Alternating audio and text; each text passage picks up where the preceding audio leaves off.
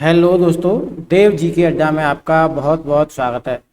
तो दोस्तों, ये जो हमारा चैनल है UP police special SSC GD special है। ठीक है, आप यूपी पुलिस या एसएससी जीडी की तैयारी कर रहे हैं तो आप हमारे चैनल से अवश्य जुड़ जाएं। आज हमारी ये पहली क्लास है और सभी एग्जाम की दृष्टि से ये इम्पोर्टेंट रहेगी, चाहे वो यूपी लेखपाल का हो, UP police constable, group D, railway group D, SSC का कोई भी एग्जाम जैसे 10+2 सीजीएल, मल्टीटास्किंग, ठीक है, और सीपीओ या यूपी ट्रिपल एस का कोई भी एग्जाम। तो आज हमारा भूगोल का ये भाग 1 है जिसमें हम सामान्य परिचय यानी भारत का सामान्य परिचय जानेंगे। ठीक है, चलिए, ये आपके स्क्रीन पर भारत का नक्शा दिया हुआ है। देखिए, ये जो पॉइंट है पूर्वी पॉइंट है भारत का, जिसे इंदिरा कौल या उत्तरतम बिंदु के नाम से जानते हैं, जो कि लद्दाख में है। तो ये उत्तरी पॉइंट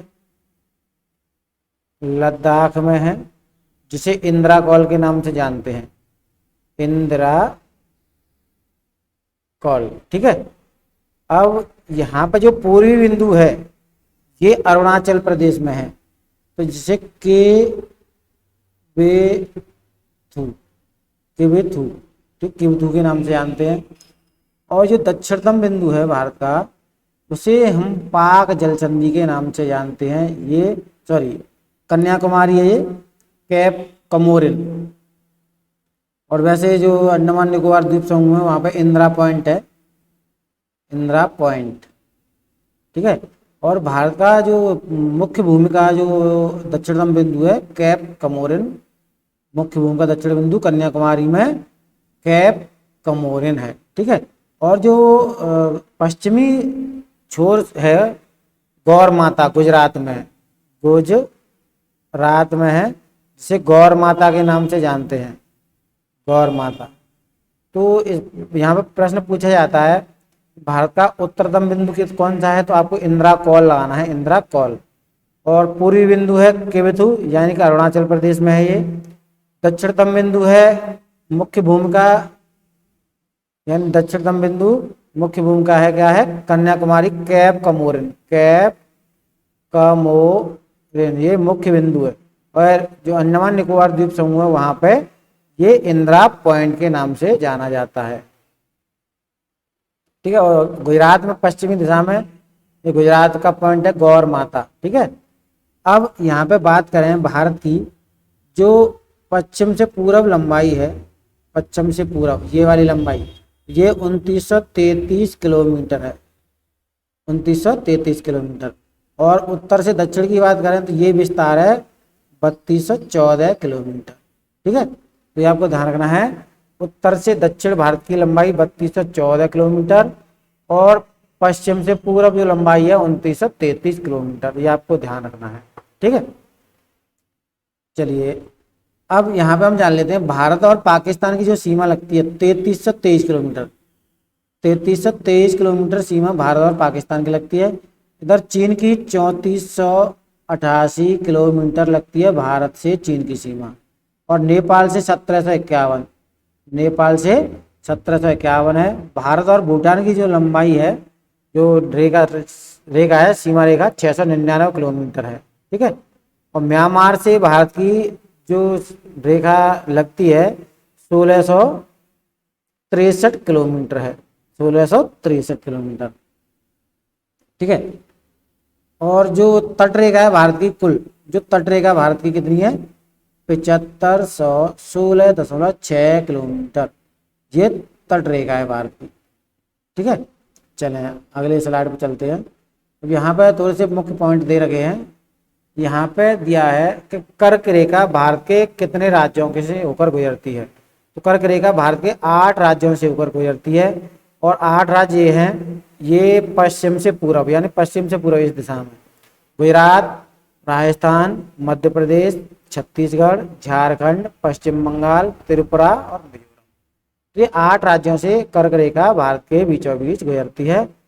भारत को लगभग 2 बराबर भागों में अक्षांश रेखाएं विभाजित करती हैं। ठीक है, भारत को लगभग 2 बराबर भागों में अक्षांश रेखाएं लैटिट्यूड बराबर, ठीक है, लैटिट्यूड। तो ये 23.5 अक्षांश की जो उत्तरी अक्षांश है कर्क रेखा जिसे बोलते हैं, तो ये दो लगभग दो भाग बराबर भागों में भारत को काटती है। आगे जान लेते हैं भारत का सबसे पश्चिमी बिंदु। देखिए अभी जो मैंने बताया पश्चिमी बिंदु जो कि गुजरात में गौर माता तथा पूर्वी बिंदु केवथु ये अरुणाचल प्रदेश में के मध्य सूर्य एवं सूर्यास्त में लगभग कितने घंटे का अंतर आता है। यानी पश्चिम पूरब में यानी अरुणाचल में जो सूर्य निकलता है उधर गुजरात में निकलता है, तो यहाँ पे 2 घंटे का अंतर आता है, 2 घंटे का अंतर, ठीक है, पूरब से पश्चिम। भारतीय मानक समय रेखा इंडियन स्टैंडर्ड टाइम ये 82.5 किस शहर से होकर गुजरता है। तो ये प्रयागराज के निकट मिर्जापुर यानी नैनी कहीं पर आ जाता है, नैनी भी लिखा जाता है, ठीक है। तो भारतीय मानक समय IST ग्रीनिच माध्य समय होता है भाई, कितने घंटे का अंतर है, 5.5 घंटे का, प्लस में 5.5 घंटे का अंतर है ग्रीनविच रेखा से भारत के समय का। आगे कुछ पॉइंट है। देखिए क्षेत्रफल की दृष्टि से भारत विश्व में 7वां स्थान रखता है, ठीक है। और भारतीय भूभाग का विस्तार पश्चिम से पूरब या पूरब से पश्चिम यानी इधर से ये दिया है भारत का भू विस्तार 2933 किलोमीटर है, और उत्तर से दक्षिण इसका जो है 3214 किलोमीटर है, ठीक है। और क्षेत्रफल कुल विश्व के क्षेत्रफल का भारत का क्षेत्रफल 2.4%।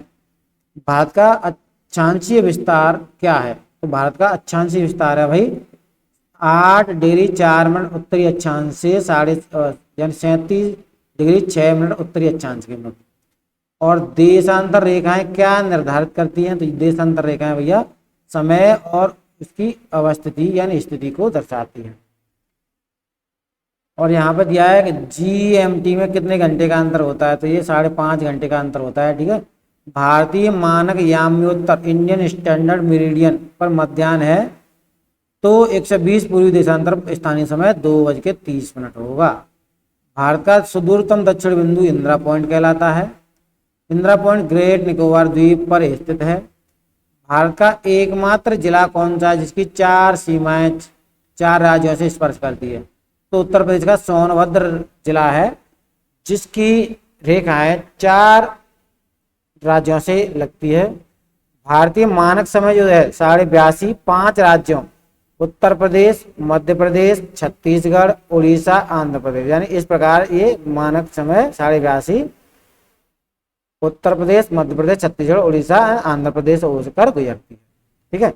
चलिए अगली स्लाइड में जाते हैं।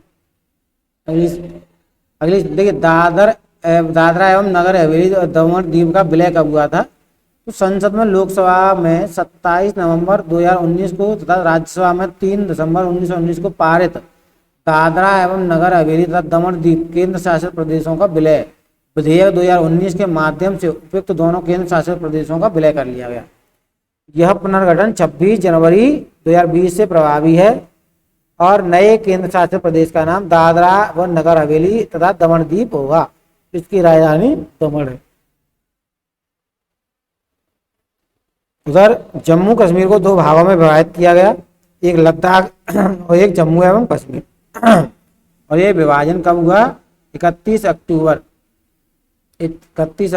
2019 को, ठीक है। देश के चतुर्दिक अंतिम बिंदु, देखिए उत्तरतम बिंदु जो कि लद्दाख में है जिसे इंदिरा का कौल कहा जाता है, ठीक है, उत्तरतम बिंदु है इंदिरा कौल। दक्षिणतम बिंदु है जिसे इंदिरा पॉइंट के नाम से ग्रेट निकोबार द्वीप में स्थित है। पश्चिमी बिंदु गुहार मोती कहते हैं या गौर मोता कहते हैं, ये गुजरात में है। पूर्वी बिंदु जो है अरुणाचल प्रदेश का केवतु है। मुख्य भूमि का दक्षिणतम बिंदु यानी मुख्य भूमि का दक्षिणतम बिंदु है कन्याकुमारी, ठीक है, तमिलनाडु में।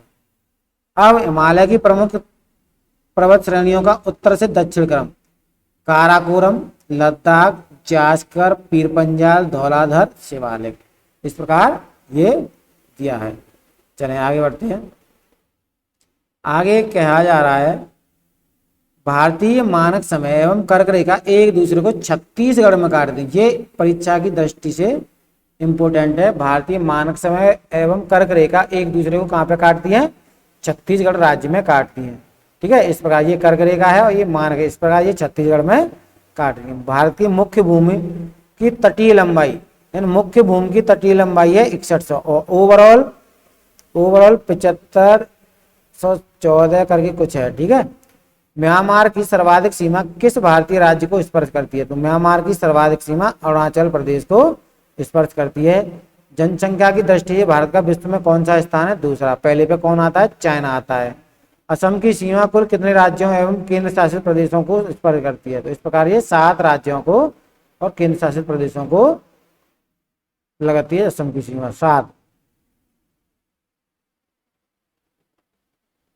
आगे इंपोर्टेंट है ये परीक्षा की दृष्टि से, रॉस द्वीप, नील द्वीप एवं हैवलॉक द्वीप का परिवर्तित नाम। देखिए रॉस द्वीप का जो नाम है नेताजी सुभाष चंद्र बोस द्वीप कर दिया गया है, और नील द्वीप है उसका नाम कर दिया गया है शहीद द्वीप, और जो एक और है हैवलॉक द्वीप इसका नाम कर दिया गया है स्वराज द्वीप। ठीक है, तो आपको ध्यान रखने हैं, इंपोर्टेंट है परीक्षा की दृष्टि से। भारत किस जलसंधि द्वारा श्रीलंका को पृथक करता है? तो स्ट्रेट जो जलसंधि है पाक जल संधि। ठीक है, पाक जल संधि या पाक जल डमरू मध्य, ये इसका राइट उत्तर है।